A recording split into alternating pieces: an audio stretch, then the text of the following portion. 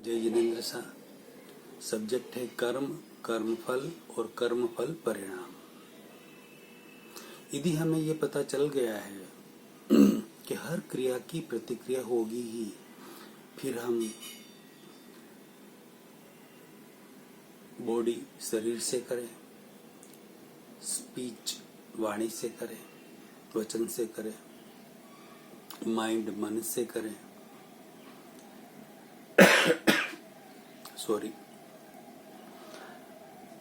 हर क्रिया की प्रतिक्रिया होगी ही, ये हम अभी तक समझ चुके हैं, अच्छी तरह से समझ चुके हैं। तो अब हमें कैसी क्रिया करनी चाहिए, यह समझने के बाद आप किसी को दुख दे सकते हैं? दे सकते हैं क्या? किसी के लिए मन में बुरे विचार कर सकते हैं, उसका बुरा चाह सकते हैं, ऐसा कर सकते हैं क्या? किसी के लिए खड्डा खोद सकते हैं क्या कि वो उसमें गिरे? किसी का बुरा हो, किसी का नुकसान हो, वो मर जाए, उसका अनर्थ हो जाए, ऐसा सोच सकते हैं? हाँ या ना? क्रिया की प्रतिक्रिया होगी, ध्यान रखना। ऐसा सोच सकते हैं क्या? नहीं ना? तो आपको कैसा सोचना चाहिए? पॉजिटिव सोचना चाहिए, सबका भला हो, सब सुखी हो, किसी का कोई अनर्थ न हो, सब आगे बढ़े, सबको आनंद मिले, किसी को कोई टेंशन ना हो, कोई डर भय से ग्रसित ना हो। ऐसे भाव हमारे होने चाहिए ना। यदि ऐसे भाव होंगे, ये आपने क्रिया की है, पॉजिटिव क्रिया की है, अच्छा सोचा औरों के लिए। सोचने वाले आप अकेले, और आपने हजारों लाखों करोड़ों व्यक्तियों के लिए भाव किए, अरबों के लिए भी कर सकते हैं। तो वो अरबों व्यक्ति तक आपके जो ये भाव है ना, भावों के स्पंदन जो हुए हैं ना, वो पहुंचेंगे उन तक, सब तक पहुंचेंगे। और कितनी तीव्रता से पहुंचेंगे कि आपने जितने अंतर दिल से स्पंदन किए हैं पॉजिटिव, उतनी जितनी तीव्रता से, जितने अंतर दिल से की है, उतनी तीव्रता से उन तक पहुंचेंगे। और उतनी ही तीव्रता से आपने एक व्यक्ति के लिए की है तो 1 से, 1000 से किए तो 1000 से, लाख लोगों के लिए किए तो लाख लोगों से, करोड़ से किए हैं, अरब से किए हैं, खरब लोगों से के लिए ये भावना की है मंगल और कल्याण की, तो उतने ही लोगों से जो स्पंदन किए हैं ना, उसका प्रतिस्पंदन होगा। यानी कि आपने क्रिया की है ना, उसकी प्रतिक्रिया होगी आपके ऊपर। वो भी आपके लिए ऐसा सोचेंगे।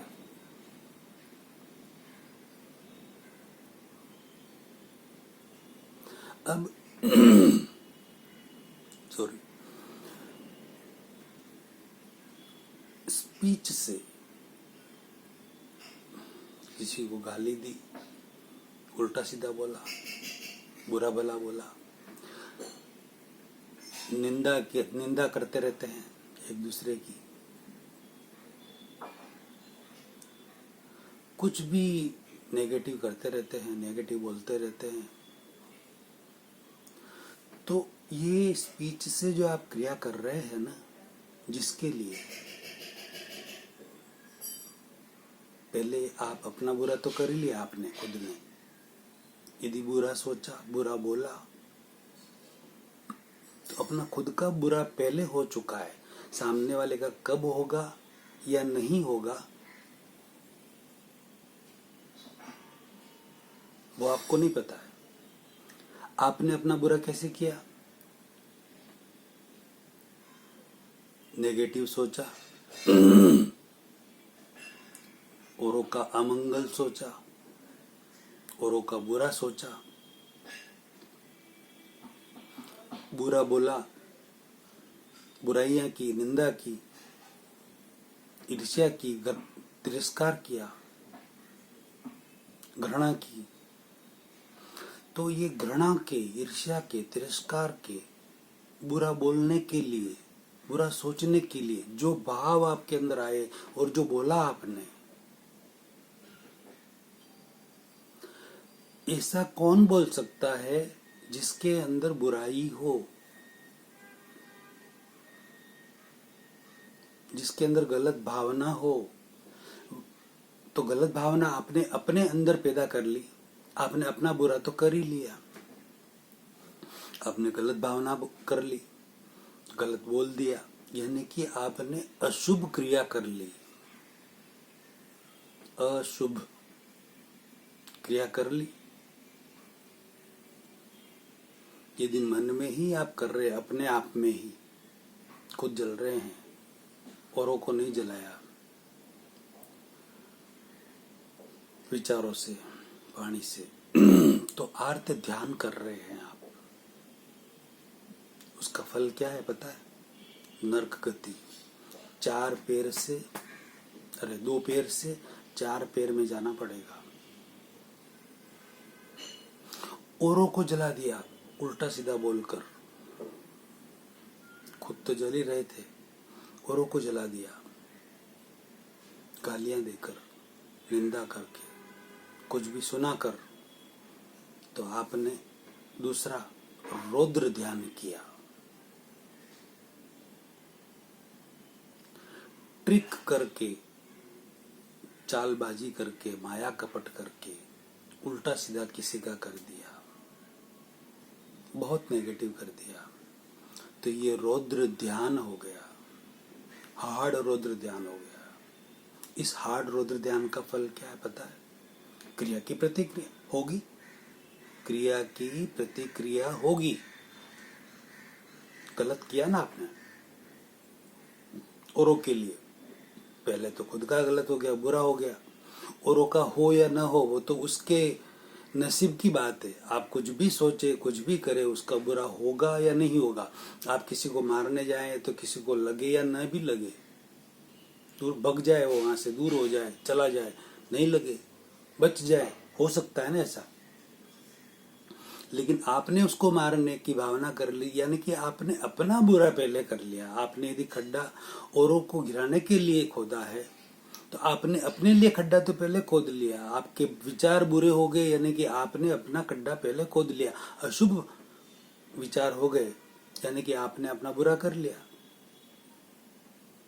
तो यदि रौद्र ध्यान आपने कर लिया, औरों को जला दिया, औरों को बुरा कर दिया, औरों का नुकसान कर दिया, औरों के लिए उल्टा सीधा सोच लिया, हार्ड मतलब कपट सहित, माया सहित ट्रिक करके कुछ भी उल्टा सीधा भी कर लिया, हार्ड रौद्र ध्यान हो गया। ये हार्ड रौद्र ध्यान का फल है नरक गति।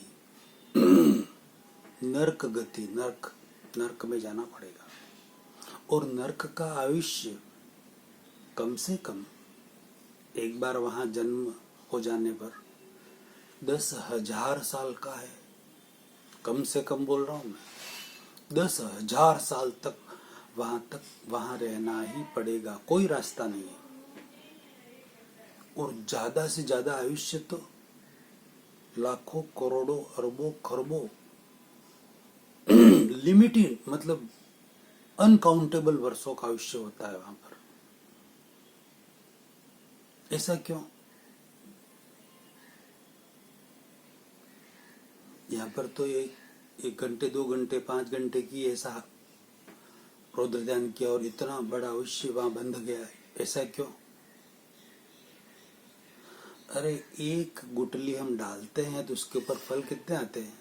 कितने आम आते हैं, एक आम की गुठली डाली तो हजारों लाखों आम आते हैं, और हर साल आते रहते हैं, आते हैं ना। एक बबूल का बीज डाला, उसके ऊपर कितने बबूल की फलियां आएंगी, कांटे आएंगे। उसी तरह से आपने जो हार्ड रुद्र ध्यान किया है, कपट किया है, माया की है, निंदा की है, उसका फल इतना बड़ा आएगा।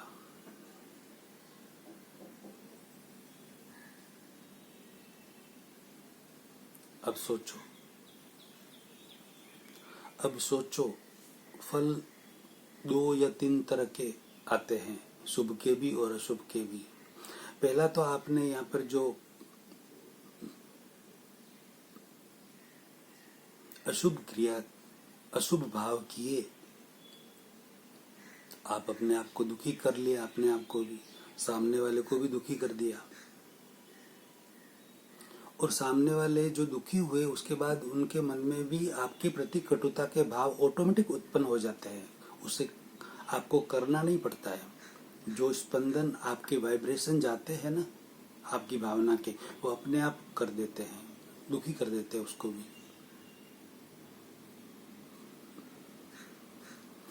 वो दुखी हो जाता है, आप भी दुखी हो जाते हैं, एक दूसरे की बेर जेर बांध देते हैं। ये अपने आप होता है, किसी को कुछ करना नहीं पड़ता। फिर पहले मन से, फिर वचन से, अब काया से किसी को मारा,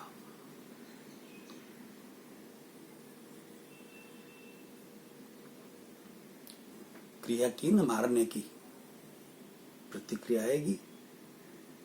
कोई मार खाएगा क्या? एक मारा तो वो 2 मारेगा आपको, आपने 2 मारे तो वो 4 मारने की कोशिश करेगा, प्रतिक्रिया होगी।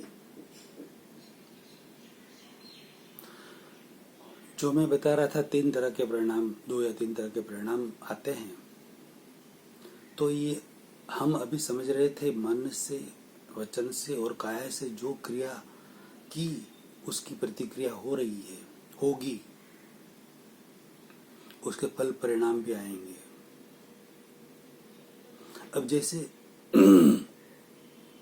आपने शरीर से किसी को मारा तो वो सामने मारेगा, यानी कि तुरंत जो दिखने वाली क्रिया की ना आपने, जो दिख रही है, मन वचन काया से दिखने वाली, सुनने वाली, समझने वाली जो क्रिया की है, उसका परिणाम उसी समय या कुछ समय बाद इसी भव में आएगा।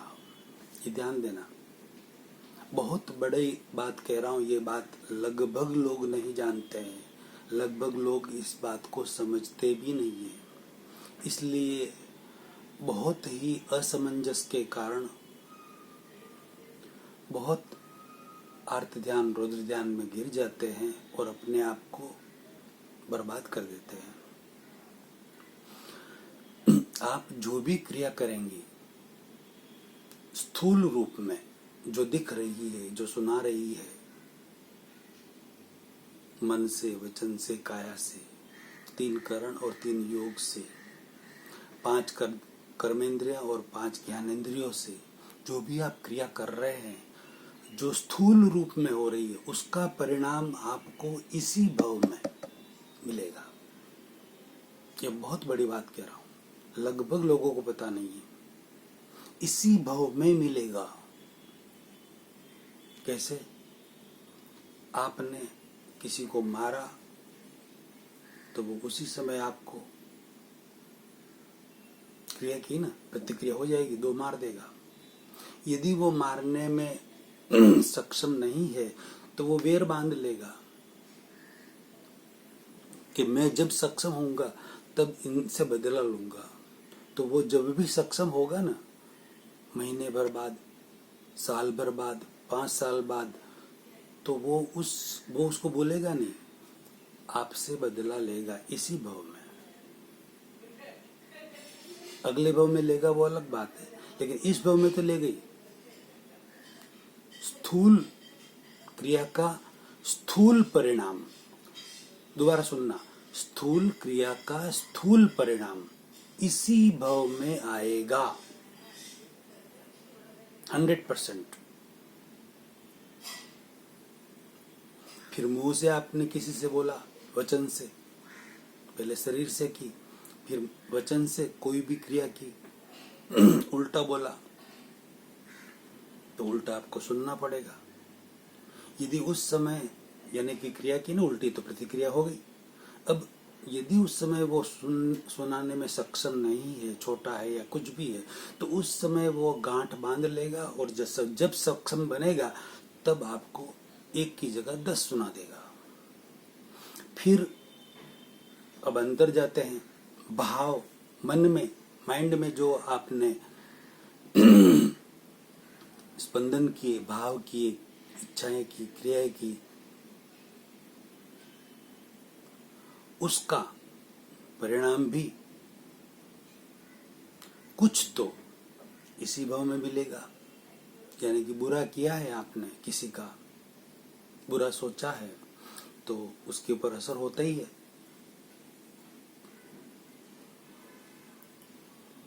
उसका भी मुंह फूल जाता है।